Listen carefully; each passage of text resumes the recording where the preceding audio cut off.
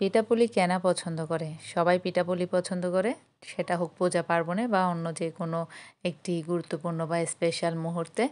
তো আমার তো আজ কোনো স্পেশাল মুহূর্ত নেই। তারপর আমার দুধ পুলি পিঠা, দুধ চিতই পিঠা খেতে ইচ্ছে করছিল। তাই আমি বানিয়ে ফেললাম ঝটপট একেবারে খুবই সহজ উপায়ে। তো এখানে আমি গুড়গুলোকে নিয়ে একটু ওটাকে গলিয়ে ফেললাম। এখানে একটুখানি হালকা একটু পানি দিয়ে গুড়টাকে গলে নিয়ে এখন আমি এখানে নারকেলটা মিক্স করে দিচ্ছি। নারকেল সহ গুড়টা সহ একসাথে গলে যাবে। হালকা মানে ১ চামচ বা ১/২ চামচ এরকম পানি দিয়েছিলাম। সাথে, সাথে গুড়গুলো চুলার ফ্লেমটাকে একেবারে লোতে দিয়ে এখন গুড়টা গলে যাচ্ছে। এরপরে এখানে আমি নারকেল দিয়ে এটাকে নেড়ে-চেড়ে নিচ্ছি। এটা এক পর্যায়ে এমন হয়ে আসবে। তো এভাবে হয়ে আসার পরেও আমি আর কিছুক্ষণ রাখবো। রাখার পরে বেশি শুকাতে দিব না। তাড়াতাড়ি নামিয়ে ফেলবো। কারণ বেশি যদি শুকিয়ে যায় ওটা ঠান্ডা হওয়ার পরে একেবারেই শক্ত হয়ে যাবে। তো ওই কারণে আমি এই অবস্থাতেই নামিয়ে ফেলছি যাতে একটু ঠান্ডা হলেও যাতে মানে বেশি শক্ত না হয় আমার যেন মানে পুরটা দিতে কষ্ট না হয় আর কি ভিতরে।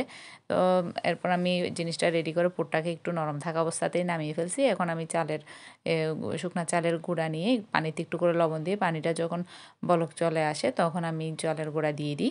এখানে আমি ১.৫ কাপ পানিতে ১.৫ কাপের চাইতে কম পরিমাণ চালের গুঁড়া দিই। মানে পানি যতটুকু হয় তার চেয়ে একটু কম চালের গুঁড়া দিতে হয় তাহলে জিনিসটা ঠিক হয় আর কি।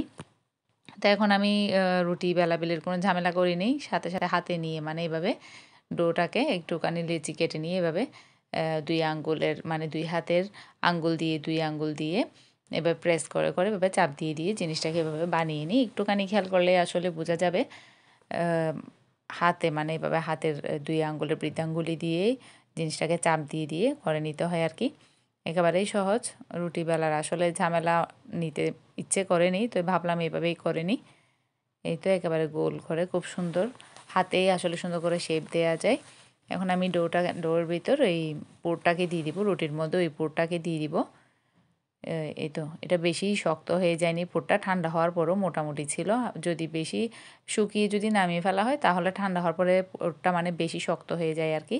তো এখন আমি ২ পাশেই মানে এভাবে হাতে এভাবে চাপ দিয়ে, দিয়ে প্রেস করে, করে একেবারে এটাকে জয়েন্টটা লাগিয়ে দিব। না হলে আবার দুধে দেওয়ার পর খুলে যাওয়ার সম্ভাবনা থাকে। তাই আমি এটাকে ভালো করে হালকা হাতে একেবারে এভাবে দেখেন আস্তে, আস্তে ফোল্ড করে দিচ্ছি। আস্তে, আস্তে এভাবে ভাঁজ করে দিচ্ছি ২ সাইডেই। এটা একেবারেই সহজ উপায়ে একেবারে রুটি বেলারও ঝামেলা নেই। আর হাত দিয়ে করে হাতেই হালকা হাতে প্রেস করে দিলে চাপ দিয়ে দিলে জিনিসটা তৈরি হয়ে যায়। এখন আমি একে, একে সবগুলো তৈরি করে নিব। এই তো তৈরি হয়ে গেল সবগুলো দুধ পুলি পিঠা রেডি। এখন এগুলোকে আমি দুধে দিব। দুধের শিরাতে আমি এখানে হালকা পরিমাণ গুড় দিছি। কিন্তু চিনি দিয়েও করা আমি আরগুলো চিনি দিছি। বেশি মানে বেশি পরিমাণে আমি চিনি দিছি। গুড় দিছি একেবারে অল্প। যা ছিল আমার গুড় তাই এখানে দিয়ে দিলাম আরকি। আর গুড় দিলে কালারটা একটু খুব সুন্দর আসে। আমার গুড় ছিল না তাই আমি চিনি দিয়ে করছি। আপনারা চাইলে গুড় দিয়ে করবেন। গুড় দিয়ে করলে কালারটা খুব ভালো আসবে।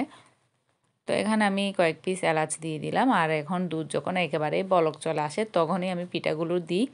এর আগে দিই না। দুধে বলক আসার পরেই পিঠা দিই। এরপর একটু হাঁড়ির মানে ২ সাইডের হাতলটা ধরে এভাবে নেড়ে দিব। কারণ আবার পিঠা ভেঙে যাওয়ার সম্ভাবনা থাকে। তাই আমি এভাবেই করে দিই। এরপর এই তো খুব সুন্দর একেবারে একটাও ভাঙেনি। আলহামদুলিল্লাহ পিঠা একটাও ভাঙেনি। খুব সুন্দর করে নিয়ে পারফেক্টলি এটা পরিবেশন করতে পারছি। যাদের আজকে আমার ভিডিওটি ভালো লেগেছে প্লিজ একটা লাইক করে দিবেন এবং আমার চ্যানেলটি যদি সাবস্ক্রাইব না করে থাকেন তাহলে একটু সাবস্ক্রাইব করে দিবেন। আর যারা আমার চ্যানেলটি সাবস্ক্রাইব করেছেন তাদেরকে অসংখ্য ধন্যবাদ আমার পাশে থাকার জন্য। এভাবেই আমার পাশে থাকবেন, আমাকে সাপোর্ট করে যাবেন। এই তো ভিতরের পুরটা খুব সুন্দরভাবেই দেখা যাচ্ছে এবং খুব বেশি নাকি মজা ছিল পিঠাটি। আজকের জন্য এ পর্যন্তই।